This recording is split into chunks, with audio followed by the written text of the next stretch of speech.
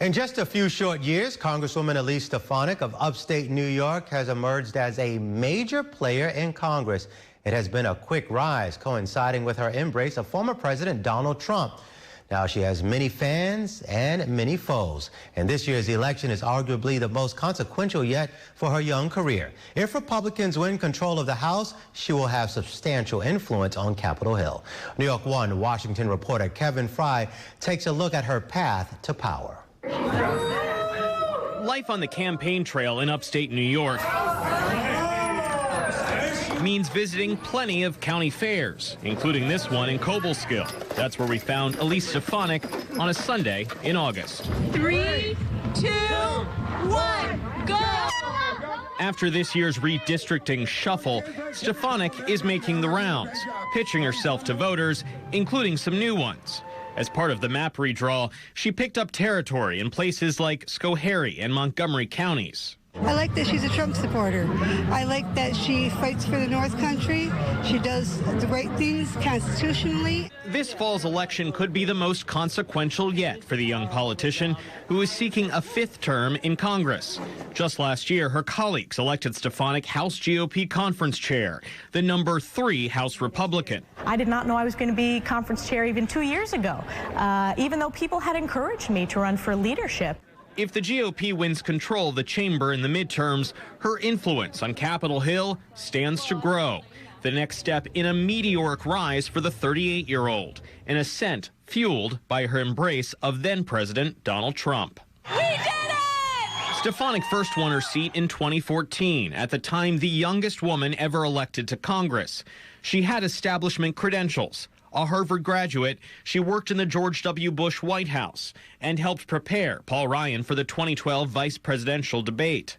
But she ran as a fresh voice, for example, shunning an anti-tax pledge signed by many Republicans. I will be an independent voice on behalf of this district. Once on Capitol Hill, she carved her own path, repeatedly ranking among the most bipartisan members and co-chairing the moderate Tuesday group.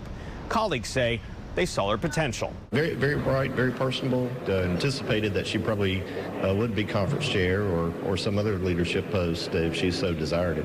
Democrat Seth Moulton entered Congress with Stefanik and worked alongside her on the House Armed Services Committee. He says she was a friend, that they would get lunch. The two teaming up in 2018 on legislation demanding more transparency from media outlets owned by foreign governments.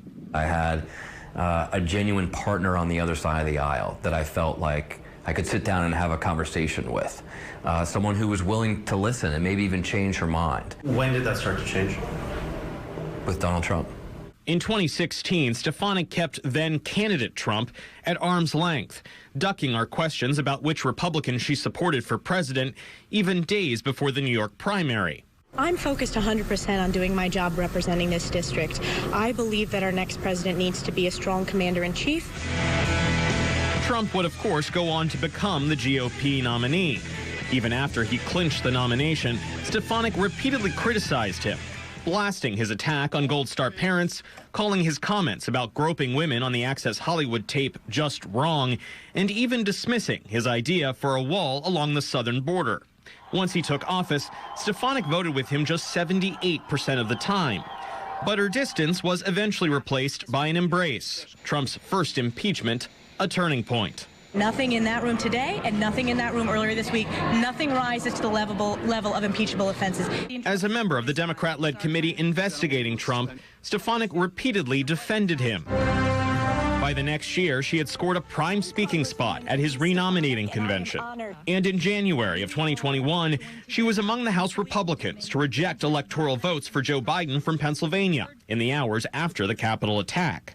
Stefanik's stout support of Trump helped catapult her to a leadership role, replacing Congresswoman Liz Cheney, a Trump critic, as conference chair. I don't recognize the Elise Stefanik of 2022.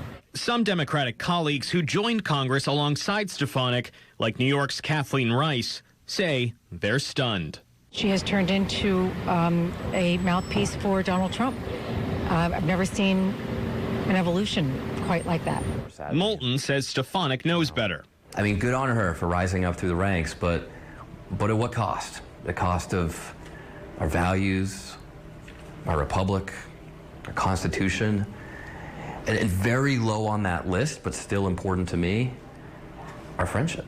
Asked about such criticism from colleagues across the aisle, Stefanik pushes back, dismissing Rice as someone who is retiring from Congress and labeling Moulton a failed presidential candidate. The voters in my district don't care what these two individuals who they don't know have to say. I don't work for those individuals. I work for my constituents in my district. And it's those very constituents, she says, she's able to better serve in her leadership post, a role that gives her more clout to bring home results.